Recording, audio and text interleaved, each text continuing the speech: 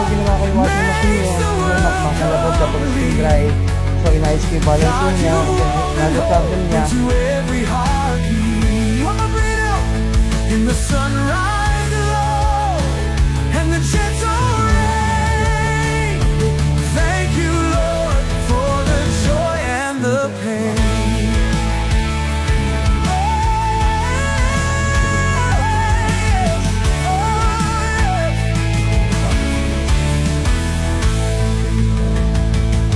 The trees lift their branches as if to proclaim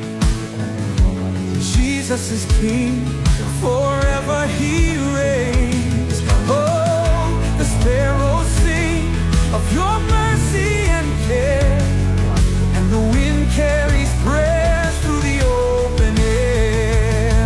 Oh, Jesus the Savior. Technician. Nakapabalik-balik lang yung sira.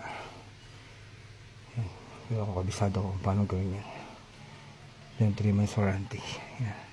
Kakabit ko na. Yan, kumaya okay na yan.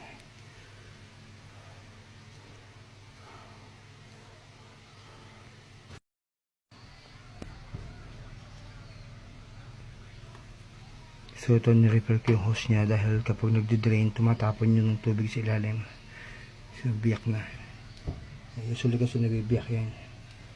Yan, so ito yung rubber tape ang ginamit ko. Yan, yan zip tie pampatibay. Okay.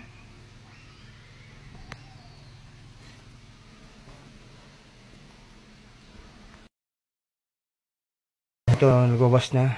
Ni-repair ko na electrolux stopper automatic washing. So before hindi siya nagwawash, napupuno lang siya ng tubig. So ngayon okay na. And then yung problema rin niya na sa ni-repair ko yung spin drive plug. Inayos ko yung kanyang suspension.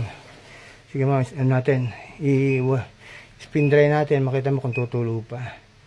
Pero just in case na may konti lang tumulo, okay lang yun. Kasi nirepair lang natin yung hose mo eh. Mahirap din kasing humanap ng hose niyan. Tingnan mo. Wala na, di ba? Wala nang baha.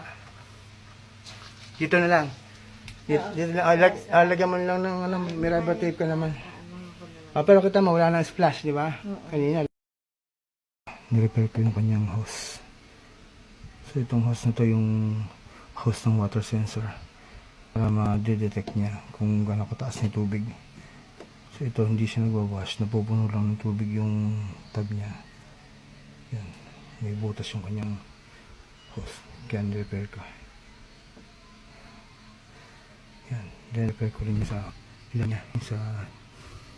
sa overflow kasi tumatapon yung tubig dyan kapag nagdi-drain. Instead na dun tatapon sa hose niya. So rubber tape ang gamit.